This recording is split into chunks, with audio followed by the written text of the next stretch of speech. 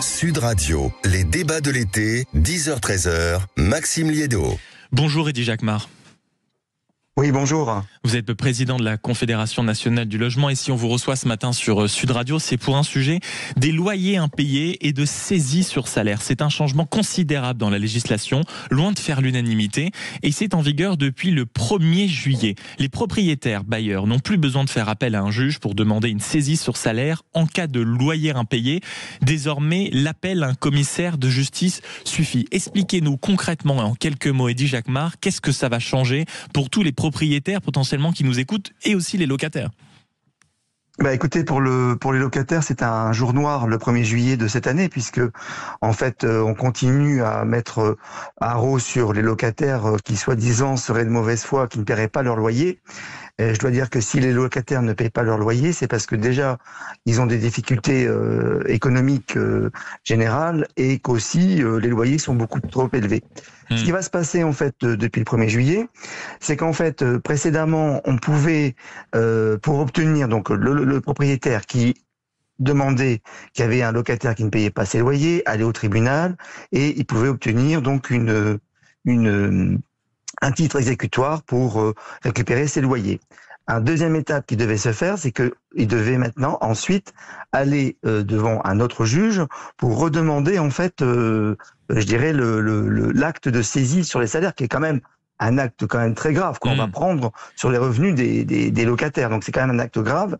Eh bien cette fois-ci, ça sera plus nécessaire puisque le propriétaire pourra aller voir directement s'il a son titre exécutoire, aller voir directement un huissier de justice et obtenir donc la saisie arrêt sur les revenus, puisque ça peut être aussi des allocations chômage ou des prestations sociales. Est-ce que c'est toujours d'actualité? Parce que si ces quelques lignes depuis le 1er juillet ont fait énormément réagir, un article de La Croix ce matin nous explique que contrairement à ce que vous indiquiez, il serait toujours nécessaire de passer devant un juge. Est-ce que vous avez toujours la certitude que cette étape de simplification sera maintenue? Alors, cette journaliste, elle n'a pas bien compris les choses, je le dis parce que je l'ai eu au téléphone et je lui ai expliqué. Il faut en effet passer par un juge pour obtenir le titre exécutoire.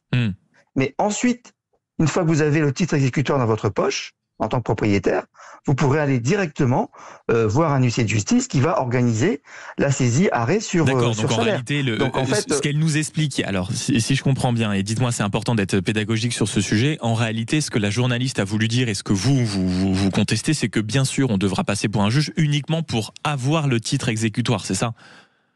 Tout à fait, c'est-à-dire qu'en fait, mais qu'en réalité, je précise derrière, aussi, la procédure sera largement simplifiée. Tout à fait. Et ce que je précise aussi, c'est que c'est la suite. Pour moi, en tout cas pour nous, la CNL, c'est comme ça qu'on l'analyse. Cette disposition, qui est une disposition en fait de la réforme de la justice, qui a été proposée en février 2025, qui est en fait un décret. Là, le 1er juillet, c'est un décret d'application.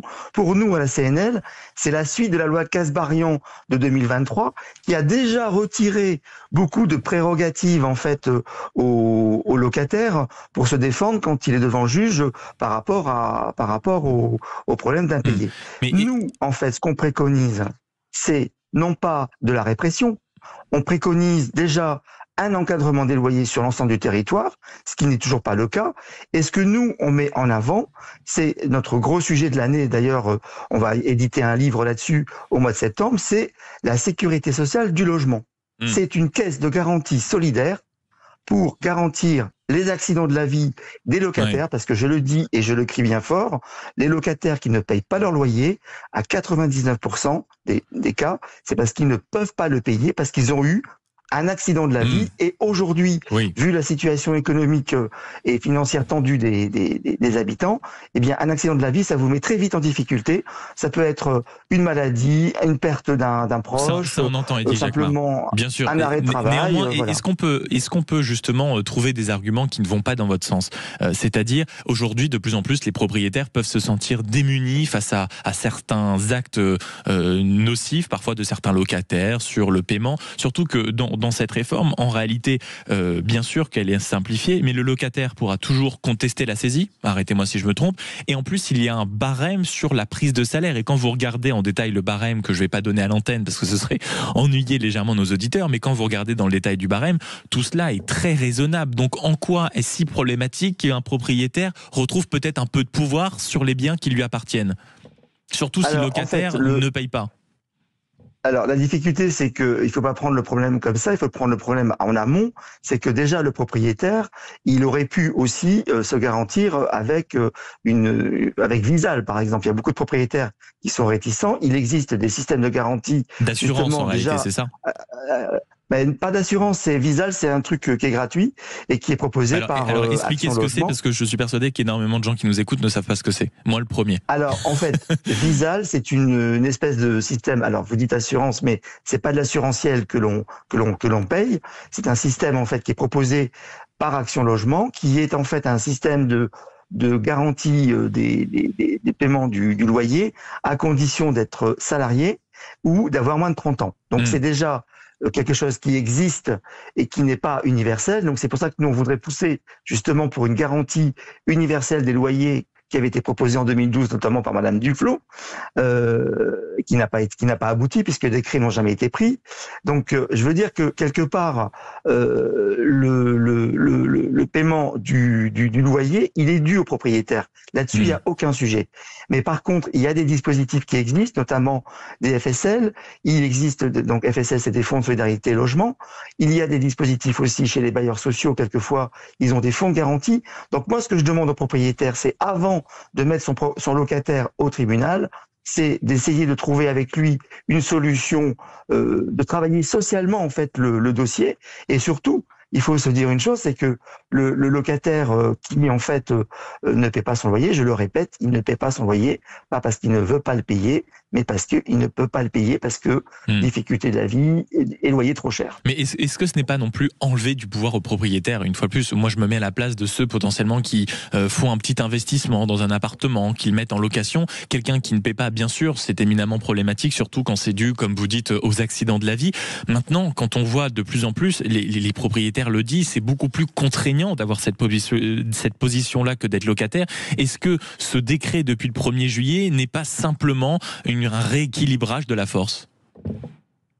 Je pense pas que ce soit un rééquilibrage, en tout cas pas du sens pour les locataires. C'est au contraire, on continue à appuyer sur la tête quand le locataire est dans l'eau, qui surnage. Eh bien là, on va encore continuer à lui ponctionner en fait ses revenus. On va lui enfoncer la tête sous l'eau. C'est pas comme ça qu'on va traiter les problèmes. Je veux dire, on peut pas le mettre à sec. Vous le savez, dans la loi, il est hors de question de baisser ou d'aller ponctionner jusqu'à ce que la personne qui reçoive un certain montant soit en dessous du RSA. Donc je veux dire, il y a quand même tout. C'est là où on voit qu'on est en France. Il y a quand même tout pour garantir un minimum vital pour la personne. Est-ce que, en fait, quand on vous entend, et dit Jacques Marc, comprenez, et je me fais sans doute l'avocat du diable, vous êtes le président de la Confédération nationale du logement, c'est de laisser un peu le grand bazar qu'on peut trouver parfois dans les locataires, de ceux qui ne sont pas à jour, pas forcément les accidents de la vie, mais qui sont toujours en retard. Et il faut comprendre que ça aussi, certains veulent y mettre fin, parce que ça s'appelle des abus. Écoutez, le taux d'impayé en France, il est de l'ordre de 3%. D'accord? Donc en fait, on est en train aussi, et de votre discours en fait, excusez-moi, mais on a l'impression que les locataires sont tous de mauvaise foi, qui ne payent pas leur loyer. Ce qui n'est pas du tout vrai. Je le rappelle que pendant le confinement, les locataires, la première chose qu'ils faisaient, c'était d'abord de payer le loyer. D'ailleurs, il y avait eu une grosse inquiétude à l'époque de tous les bailleurs sociaux comme privés, qui disaient oh là là là là, qu'est-ce qui va se passer? On n'aura pas nos loyers. Et ça n'a pas été vrai, puisque le locataire, c'est quelqu'un de responsable, qui paye son loyer et qui essaie de le payer de façon régulière.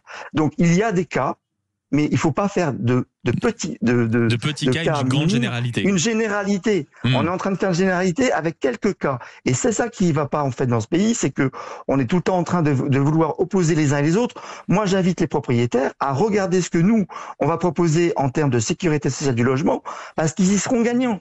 C'est un système gagnant-gagnant. Le propriétaire sera garanti et le locataire il restera dans le logement à condition qu'on travaille sérieusement et qu'on mette en place tous les dispositifs justement pour aider les uns et les autres. Moi, je pense que en effet, il faut que le propriétaire soit payé de son loyer. Là-dessus, c'est pas un sujet. En tout cas, on n'est pas encore à demander le loyer gratuit, quoique. pourquoi pas. Mais en tout cas, aujourd'hui, le propriétaire doit avoir son loyer sur son compte, il n'y a pas de problème.